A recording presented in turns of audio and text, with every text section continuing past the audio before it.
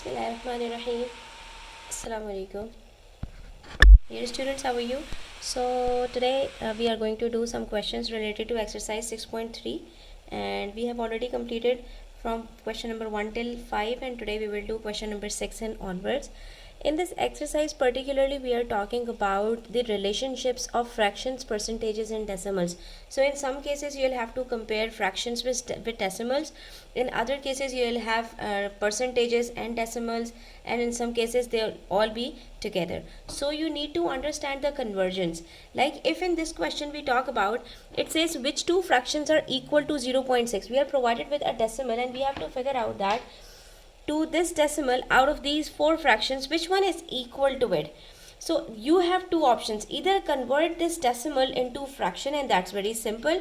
If you are provided with any decimal as 0.2, 0.3, 0.4, 0.5, so that's actually 6 over 10, 3 over 10, 4 over 10, 5 over 10 and so on. So you can convert it very easily. So let's see how to convert these decimals into fractions. Like if we have 0.6, we know that 0.6 is equivalent to 6 over 10, right? We already know that. And how is that so? We actually, when we have a decimal, to convert it into a fraction, what do we do? When we have a fraction, when we have a decimal, sorry, so we multiply the decimal keeping the denominator as 1. We'll multiply it with the number 10 or 100 or 1000 according to the decimal places. Since we only have a digit after point, so we'll multiply it with 10, and upon multiplying any number having a decimal point with 10, it will turn to a whole number, because decimal will move one place forward and this will become 6, and here we have 1 into 10, that's 10. So that's how it becomes 6 over 10. And when you will simplify it, so it would become 6 upon 10 can be simplified. So you can say that it could be 2 3s are 6, 2 5s are 10. So these are all equivalent quantities: 0.6, 6 upon 10, 3 upon 5, and similarly I can multiply 6 with 10 and 10 with 10, so it will become 60 upon 100. So these are all equivalent quantities. These are all equal to each other. So we have to figure out that out of the given fractions, which ones are equivalent to 0.6. If we talk about 1 upon 6, so do we have any figure which is equal to 1 upon 6? No. But when we talk about 60 over 100, so you can see that if we simplify 60 over 100, here we converted the decimal and we got 60 over 100. But if we simplify 60 over 100, so cross out an equal number of zeros, 0 cut 0, then we are left with 6 over 10. Okay, now we know that 6 divided by 10 is equals to 0.6. So yes, this fraction is equivalent to 0.6, as we have already checked it. When converting it into fraction, it becomes 60 over 100. So we'll circle out this one. Yes, this fraction is equivalent to 0.6. What about this one, 1 upon 60? No, 1 upon 60 when divided 1 with 60, we will not get 0.6. But what about 6 over 10? We have already calculated it and we found that 6 over 10 when converted to decimal becomes 0.6, and 0.6 when converted into fraction turns to 6 over 10. So these two fractions are equivalent to 0.6. That's very simple. Okay. Now in the next question, what do we have to do? Question number 7 says copy and complete this table to show equivalent values. That is, when we convert fraction to decimal and percentage, how do it look like? So it's 57 upon 100. Upon converting it into decimal, what will happen? We'll cross out 1 0. Decimal will move one place forward. Here is the decimal. When we have a whole number, the decimal is at the end of the last digit. So here's the decimal. Upon cutting, when we will divide any number by 100, what will happen? The decimal will start moving backwards. Here's the decimal. It will move one place backward. So it will come in between 5 and 7. But since we have two zeros, we'll cross out another 0. And now it will move further one place backward, and here it comes. So it becomes 0.57. The answer would be 0.57. But we do not write the answer 0.57. We put a 0 before the decimal point. So here's how it would be 0.57. And if we have to convert a fraction into percentage, we already know that if a number has a denominator 100, so we can replace it with 57%. So 57 upon 100 actually means 57%. So directly it would be 57%. Now in this case we are provided with percentage and we have to work in backward direction, that is we have to convert it to decimal and fraction. So 8% means 8 over 100. Let us write 8 over 100 over here. Okay, and 8 over 100 means 8 divided by 100. So when we will divide 8 with 100, what will we get? Here is 0. When we will cross it out, we will move one decimal place backwards to one digit. But here we have one more 0. When we will cut this one out, the decimal will still move one place backward. So here comes the decimal. Now we do not have any place over here, so we'll put a 0. So the answer would be 0.08, and that's 0.08. But one thing to consider, that after converting it into fraction, the answer wouldn't be 8 upon 100. Why? Because we always write down the answer in its simplified form. So if you are writing the answer, make sure to write it down in the simplest form. So what do you have to do over here? You will simplify 8 over 100. And since both are even numbers, you can simplify it with 2. And when you will simplify it with 2, so 2 4s are 8 and 2 50s are 100. We can still simplify it. See, 4 upon 100 are still even numbers. So 2 2s are 4 and 2 into 25s are 100. Now we cannot simplify it any further. So the answer will now be 2 upon 25 in its fraction form. So we can say that 8% is equal to 0.08 in decimal and 2 upon 25 in fraction. And now we have a decimal 1.25 and we have to convert it to percentage. So always remember, if we have to convert a decimal into percentage, what we will do? We will multiply it with 100%. If we have to convert a percentage into decimal, what do? We divide it by 100. So that's the reverse of each other. Decimal to percentage, multiply it by 100%. Percentage to decimal, divided by 100%. That's so simple. So if we multiply a number by 100%, then what will happen? The decimal will now move 2 places forward. Upon multiplying it with 100, the decimal will go to the right. Upon dividing it with 100, the decimal will go to the left. That's it. So you just simply have to practice these questions a little bit. So when you will multiply a number having 2 decimal places with 100, the decimal will move 2 places forward and it will turn to a whole number. So it will become 125%, right? And if you have to convert a percentage into a fraction, that's very simple. If you have to convert a decimal into a fraction, always remember to use this channel. Like convert it to a percentage, and then converting a percentage to a fraction is very easy. All you need to do is just replace it with 125 upon 100. After that, simplify it. That's it. So what do we have to do? If we are provided with a fraction, that's very simple to convert it to a decimal, right? As we all know that we will, what we will do? We will make the denominator either 10, 100 or 1000 and then convert it to decimal, right? Or what we can do? We can make the denominator 100 and then replace it with percentage, as we did over here. 57 upon 100 means 57%, right? In this case, if we had like this is not given and you have to convert 2 upon 25 into percentage, then what we will do? You will multiply 25 with a number such that to convert it to 100. Since 25 into 4 is equals to 100, when you will multiply 25 with 4, you will multiply 2 with 4 as well, and it will become 8 over 100. And then you know that 8 over 100 means 8%. And then converting a percentage into decimal or a decimal into percentage is very simple. Just multiply a decimal with 100 to convert it to percentage and divide it percentage by 100 to convert it to decimal. That's all. So after converting a decimal into percentage, we will now use percentage to convert it into a fraction by replacing it with 125 over 100. And now when we will simplify it, we will get the answer in fraction form. That is, we know that both 125 and 100 are divisible by 5. But since I know that both are also divisible by 25, so instead of simplifying it with 5, what I'll do? I'll simplify it with 25. Because 25 4s are 100. See, 25 4s are 100. So we'll simplify it with 25. And 25 5s are 125. So the answer will be 5 upon 4. And since we will, it's an improper fraction, so we can convert it to a mixed number as well.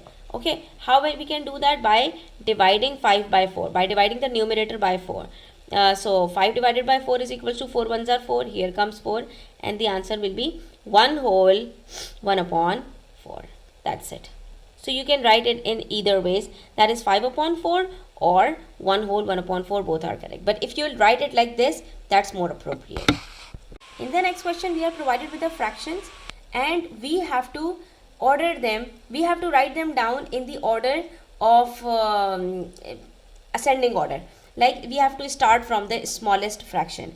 But how do we know that which one is the smallest? Since the fractions given over here are not like fractions, their denominators are different. Always remember, when you have to compare the fractions, the denominators of all the fractions must be the same. So in this case, in the first one, when you will find that the fractions are either having a denominator 8 or 4, so that's very simple. How?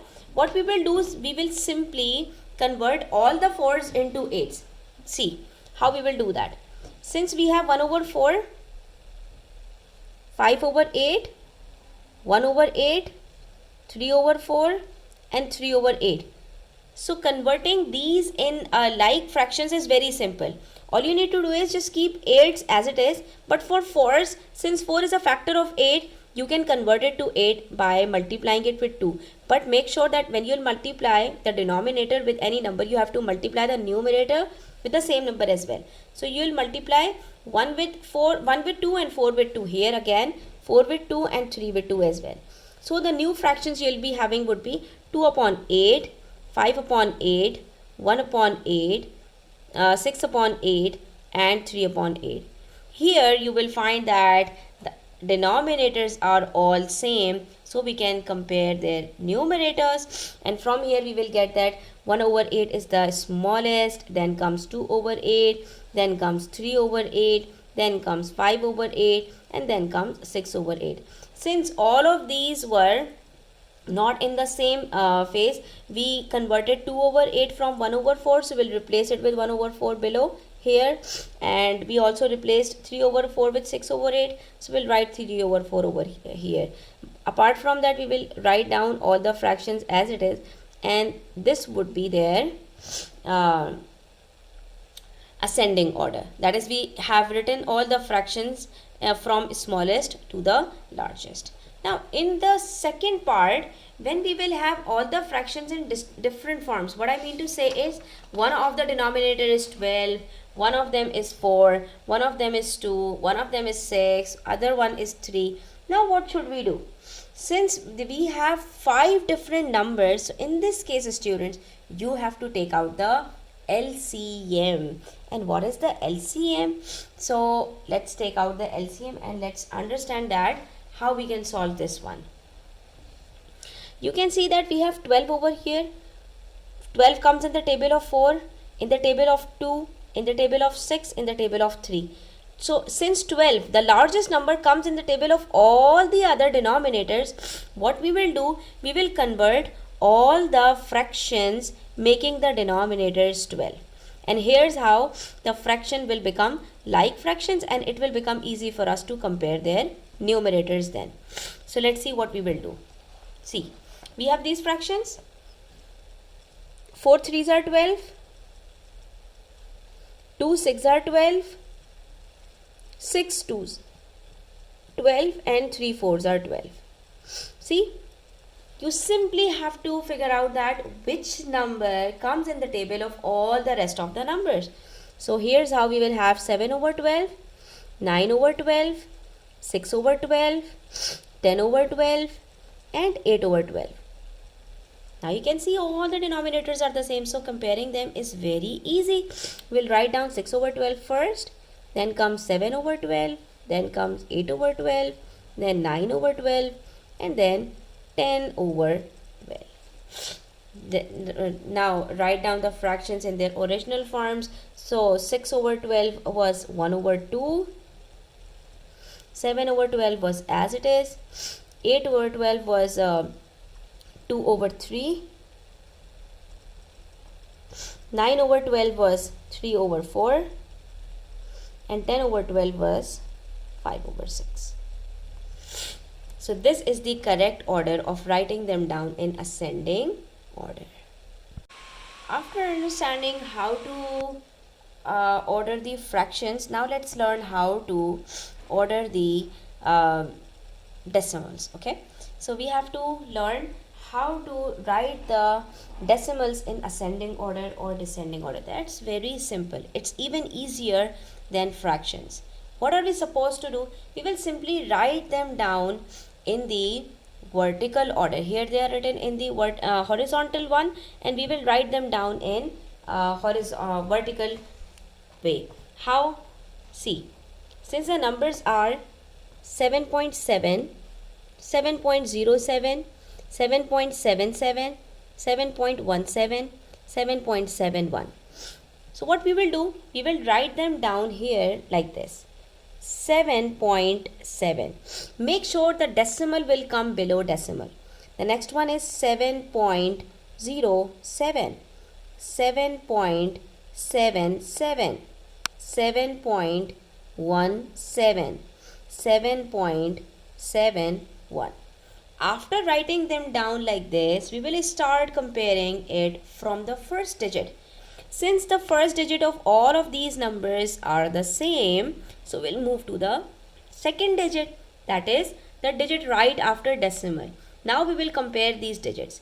Out of these digits we have 7, 0, 7, 1, 7. 3 are 7s, but these two are 0 and 1. It means this one is the smallest, this one is the second. Now we will compare the third digit. Here we do not have any digit, so here comes 0.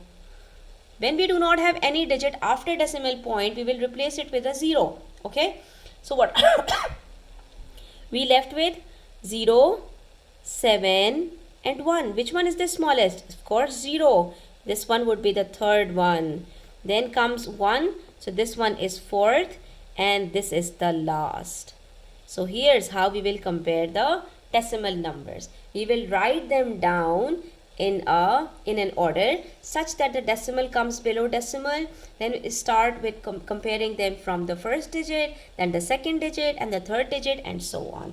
So the smallest one among these 5 numbers is 7.07. The second one is 7.17. The third one is 7.7. Most of the students think that since there are 3 digits in all 4 numbers and it's just 2-digit number 7.7, so it means 7.7 would be the smallest. No, the criteria we use to compare the whole numbers and that for decimal numbers is a bit different. Okay, so all we need to do is we have to write the decimals below decimal, and then we will start comparing the first digit, then the second digit, and so on. Okay, so the fourth one is 7.71, and the largest among all is 7.77. That's how we will compare the decimal numbers. Let's do question number 10 now, which says use one of the symbols. Okay, again a question where we have to use equivalence, and we have to figure out that out of the given numbers which one would be smaller, which one would be greater, and we have to check if the two numbers are equal to each other or not. Let's start from the first one where we have 7 upon 10 and 0.07. We have already learnt about it, students, that we can convert a fraction into a decimal very easily. Since we are provided with 7 over 10, and we already know that 7 over 10 is equals to 0.7. We have learnt about it because when we will cut 1 0, the decimal is here and it will move one place backwards, so it will become 0.7, that is 0.7. Now we have to compare 0.7 with 0.07. How do we compare it? We just learnt it that we will compare the first digits, they are the same. Then the second digit, this is 7 and this is 0. Which one is greater? Of course 7 is greater. So this is actually 0.70 and this is 0.07. So 7 is smaller than 70. It means that 0.707 is smaller than 7 upon 10. Okay, so 7 upon 10 is greater. And also if you want to convert this into fraction, what would it look like? It would be 0.07 over 1. When you will multiply it with 10 each, so it would become, the decimal will move one place forward. Here comes it in between 0 and 7. So it will become 0.7 upon 10. So you see 7 upon 10 and 0.7 upon 10. Which one would be greater? Of course 7 upon 10. Next we have 23% and 0.23. this one is a bit simple, because if you have a percentage, so to convert it into decimal, what you have to do, you simply have to divide it with 100. So 23 divided by 100 is equals to, let's see, what is it equals to? 23 upon 100. When you will cut one zero, decimal will move one place backward. Here comes in between 2 and 3. When you will cut another zero, it will move one place even backward. Here it comes. So it will become 0.23. So it means 23% and 0.23 are equal to each other. And also we know that 0.23 when multiplied by 100%, the decimal will move two places forward. Here it comes. And what would it become? It will become 23%. So 23% is equivalent to 0.23. In this case, the two are equal to each other. And when we talk about 75% and 4 upon 5, so here we have a percentage and a fraction. What we need to do is, let's convert this percentage into fraction. So 75% means 75 upon 100. We already know that. Now when we will simplify it, we have to check is it equals to 4 upon 5 or not. So what we will do, we'll start simplifying it with 5. 5 ones are 5, 5 fives are 25. So 5 into 15 is equals to 75. 5 twos are 10, 5 zeros are 0. We can still simplify it. 15 and 20 by 5. 5 threes are 15 and 5 fours are 20. So what we did, first we divided both of the numbers by 5 and then again we did the same. That is, actually we divided both of them by 25. 25 threes are 75 and 25 fours are 100. So it's 3 upon 4 and it's not 4 upon 5. So it means we have to compare 75% with 4 upon 5. Now comparing 3 upon 4 and 4 upon 5 is a bit difficult. So if you want to compare 3 upon 4 with 4 upon 5, what you can do is just multiply 4 by 5 and 5 by 4 to make the denominators the same. Always remember, we have learned it in question number 8. Whenever you have to compare the two fractions, you have to make their denominators the same. So that's the only option you have, because in the table of 4, 5 does not come, and in the table of 5, 4 does not come. So we'll have to multiply both of them by one another, and it will become 15 upon 20, and this one is 16 upon 20. Now which one is greater? Of course 16 over 20. It means 4 upon 5 is greater than 75%. But there's another method. Hold on. There's another method of comparing the two. What we can do is, instead of converting percentage into fraction, we can convert fraction into percentage, and then comparing the percentages is very simple. The greater the percentage, the greater the number. The smaller the percentage, the smaller the number. Then we don't need to make the denominators the same or do anything as such. So we simply can convert this fraction into percentage by multiplying 5 with a number such that it turns to 100. And we already know that 5 into 20 is equals to 100. So we'll multiply 4 with 20 as well, and it will become 80 over 100. 80 over 100 means 80%. So it means 4 upon 5 is 80%, and on the other side we have 75%. So here's how we can also compare 75% and 80% out of the two. 80% is greater, so it means 4 upon 5 is greater, which is equivalent to 80% than 75%. See? Now the last two questions are still based on the practices we have done so far, what we have learned so far. That is, we have to compare the percentages and fractions and decimals together. So in question number 11, it says, Anil says 0.25 is smaller than 2 upon 5. Is Anil correct or not? So either you convert this decimal into fraction or fraction into decimal, it's up to you. Or you can do one more thing, you can convert both of them into percentages. Let's see which method do we find easier. On one side we have 25 upon 0.25. On the other side we have 2 upon 5. I think we should go for converting both of them into percentage. Okay, so if we convert 0.25 into percentage, it would be definitely 25%, because 0.25 into 100 is equal to 25%.